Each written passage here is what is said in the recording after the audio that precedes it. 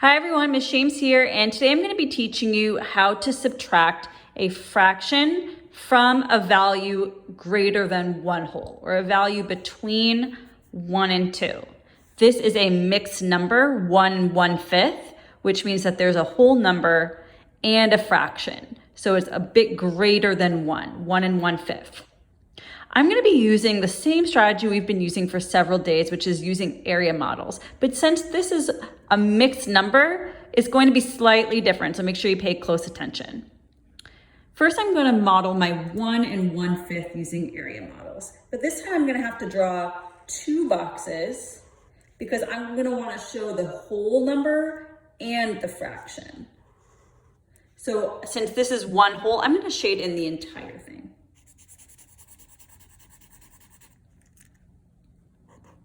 One. And then I'm going to partition this area model into fifths using vertical lines. And all together I have 1 and 1/5. But what's going to really help me is to also partition this whole into fifths. You'll see why soon. But I'm going to partition this into fifths, so I'm going to draw vertical lines again. And then I can see that I can rename 1 and 1/5 as 1, 2, 3, 4, 5, 6 fifths. Now let's go on to draw my 1/3 using horizontal lines.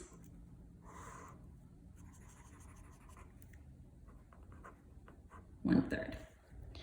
And then the same horizontal lines I drew on this model, I'm going to draw on actually both these area models because this is all together. It's all one value. So I'm going to draw my horizontal lines here, but then also my horizontal lines here.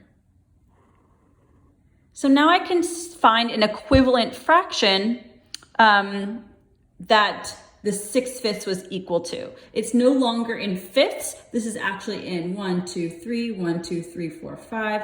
3 times 5 is 15. This is actually in 15ths. So I know that this must be 15 15ths because it's 1 whole. And then here I have 3 15ths. So I could say that my 6 fifths is equivalent to, okay, 15 and 3 make 18.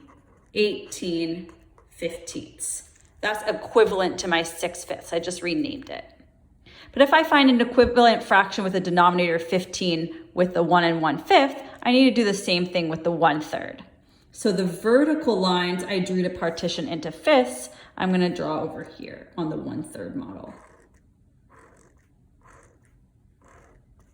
And now I can see 1/3 is equivalent to 1, 2, 3, 4, 5 15ths. And now I can subtract my 18 15ths from, or I can subtract 5 15ths from my 18 15ths. And that gets me to 13 15ths. I could have also maybe crossed out the 5 15ths over here. I could cross out 1, 2, 3, 4, 5, and then see how much I have left. All right,